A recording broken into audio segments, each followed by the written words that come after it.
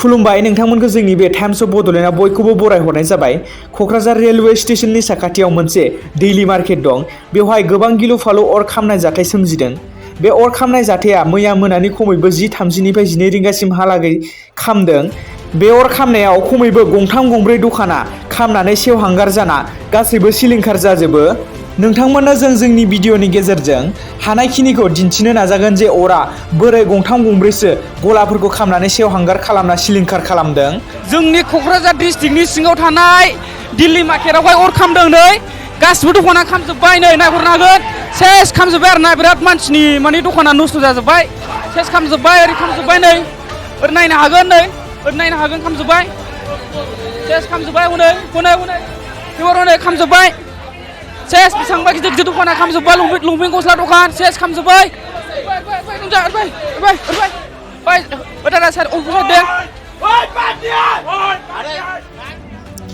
भिडिअआव नोंथांमोना नुनो मोनदों जे पाब्लिकफोरा गोबां रागा जोंनायखौ। बिसोर अर खोमोरग्रा बिफानफोरखौ थाब बा गोख्रै सफैनायनि थाखाय गोबां रागा जोंदों। मानो होनोब्ला बिथांमोननि बुंनाय बायदिब्ला बा फोरमायनाय बायदिब्ला अर खोमोरग्रा बिफाननि थावनिया अर खामनाय जाथाय जानाय जायगानिफ्राय 1 किल'मिटारल' गोजान होनना फोरमायदों। बिथांमोना जोंनि मिडियानि गेजेरजों फोरमायनाय बायदिब्ला अर खोमोरग्रा बिफानारिफोरा गोबां खहा जाखांनानै 1:30 घन्टानि उनावसो मोनफैदों होनना जोंनि सिगाङाव फोरमायदों।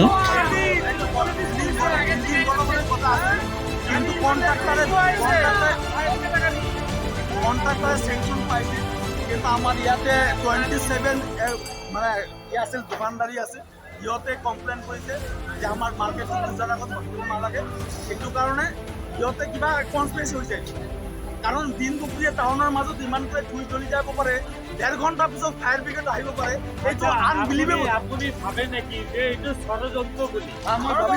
মই ভাবিছো এইটো ষড়যন্ত্ৰ। আপুনি ভাবে নেকি এইটো ষড়যন্ত্ৰ? ভাবিছো মই এইটো ষড়যন্ত্ৰ নহ'লে ৰাতি ইমান ফায়াৰ ব্ৰিগেড আহোঁতে ফায়াৰ ব্ৰিগেড 1 কিলোমিটাৰ এৱাৰ্ড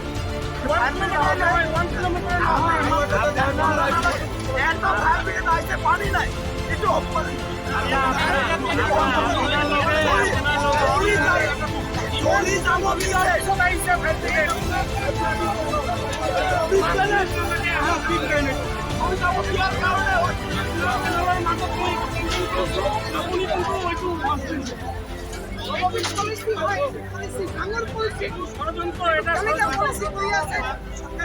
আমার সরকারের কেমিক্যাল পলিসি করে আছে সরকারের কথা নয় আপনাদের রেলওয়ে সেবাত আছে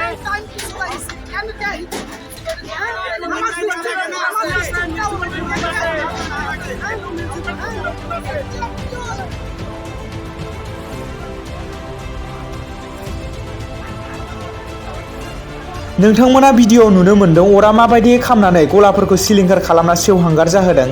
बेराफारसेथिं अर खोमोरग्रा बिफानारिफोराबो अरखौ खोमोरनो नाजाबाय थादों बा अर खोमोरनायाव जेनाखै।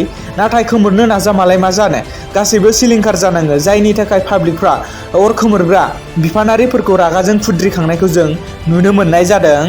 बे अर खामनाय जाथायाव गलायाव थानाय गोबां लाख लाख रांनि मुवा बेसादफ्रा खहा जानो गोनां जायो। अरा माबायदि खामदों बेखौ रोखायै मोनथिनो मोननाय जायाखै। बे अर खामनायनि सायाव खायसेया मोब्लिब सर्ट जानानै खामदों होननानै बुङो आरो खायसेया जेवारि सावना दोननायनिफ्राय खामदों होनना फोरमायदों। अरखौ खोमोरनो थाखाय गंथाम अर खोमोरग्रा गारि फैनो गोनां जादों। अब्ला अरा बेसेबां गोख्रैयै खामदों बेयावनो जों हमनो हायो। बे जाथाया क'क्राझार रेलवे स्टेशननि साखाथियाव थानाय दिल्ली मार्केटआव जादों। समा 10:30निफ्राय 12नि गेजेराव जादों। स' भिडिअआ एसेनोसै। भिडिअखौ जेसे हायो एसेबां शेयार खालामबानो जाबाय। गोजोन्थों।